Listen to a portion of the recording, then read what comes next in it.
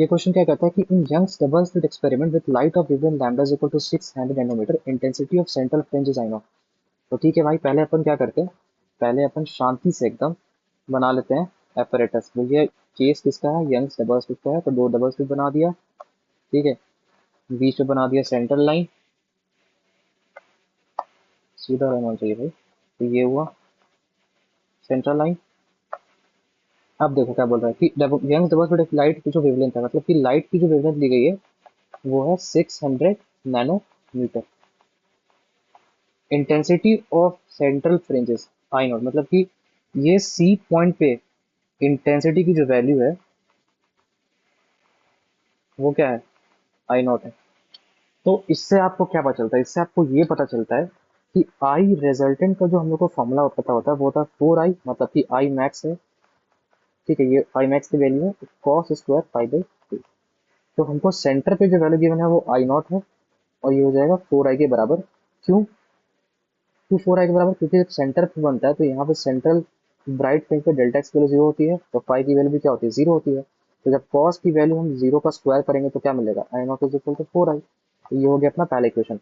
अब देखो, now one of the slit is covered by glass plate of refractive index 1.4 and thickness t is equal to 5 micrometer. The new intensity at the same point on the slit, मतलब same point पे क्या intensity होगा जब हम अ, एक slit पे cover कर देते हैं उसे ग्लास, मतलब कि एक स्लिट पे हम एक आपका थिन ट्रांसपेरेंट शीट लगा देते हैं या फिर ग्लास प्लेट लगा देते हैं। तो यहाँ पे एक ग्लास प्लेट लगा दो। ठीक है, जब आप ग्लास प्लेट लगा दोगे तो देखो देखो क्या देते हैं, दो रे अभी भी आके यहीं पे मिलेंगे।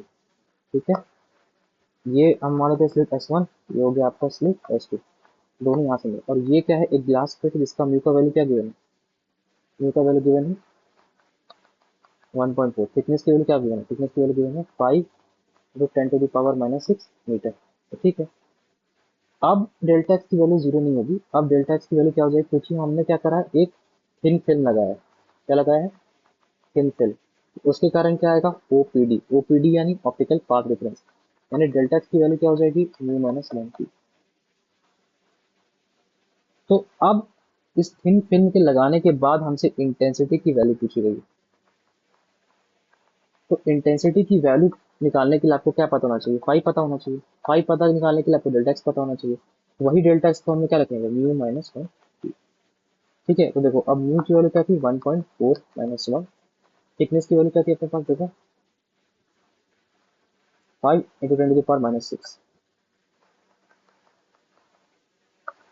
मतलब 0.4 into 5 into 10 to the power minus 6, मतलब 5 into 4 into 10 to the power minus 7, मतलब 20 into 10 to the power minus 7, मतलब कि 2 इंटू 10 टू द पावर 6।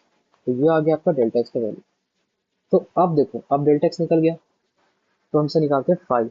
तो फाइव क्या हो जाएगा, 2 pi by lambda into delta x. तो 2 पाई हो गया, और लैम्डा की वैल्यू क्या हो गया, देखो 600 नैनोमीटर गिवन।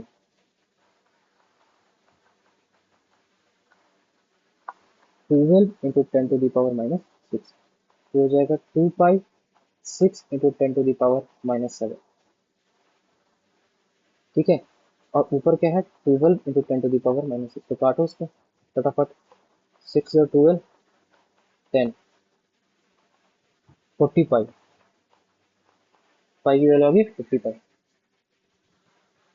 तो अब पुट करते हैं। अब हमको यहाँ पे चाहिए था इंटेंसिटी की वैल्यू, तो यहाँ भी क्या आएगा, 4i cos square 40 pi by, pi by क्या होगा 2, 40 पाई बाई 2। अब इसको सॉल्व कीजिए, जब आप इसको सॉल्व कीजिएगा तो इसका जो वैल्यू आएगा क्या आएगा। अब हम लोग दोनों को इक्वेट कर देते हैं, एक ये इक्वेशन था और अपने पास एक ये इक्वेशन था। तो आई नॉट इज, क्योंकि आई नॉट की वैल्यू क्वेश्चन में गिवन है ना, तो दोनों को इक्वेट करना ही होगा। I R 4i cos square 20 पाई।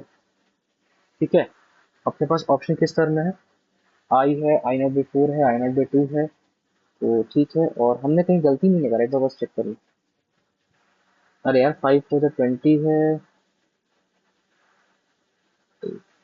तो फिर हाँ हाँ, गलती तो है ना, देखो 20, ये असल में 2 था यार, तो मैंने उसको फिर 20 ले लिया, बाद शायद 12 ले लिया, देखो 12 ले लिया ना, इसको हटा दो यार फिर। तो ये हो जाएगा अपने को 2 पाई 600 × 10⁻⁹ क्योंकि एग्जैक्ट वैल्यू नहीं आ रहा था ना, इसी वजह से मेरे को डाउट है। ये हो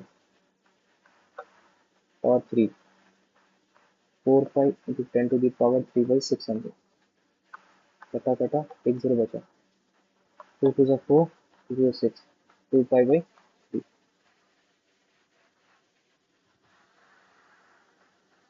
हम्म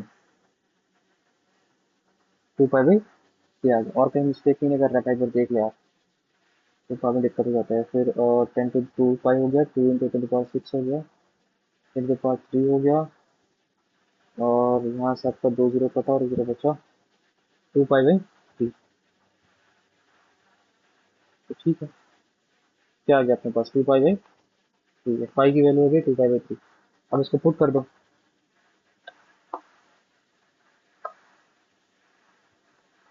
2 पाई/3/2, दूसरी कट गया, 4 से 4 कट गया।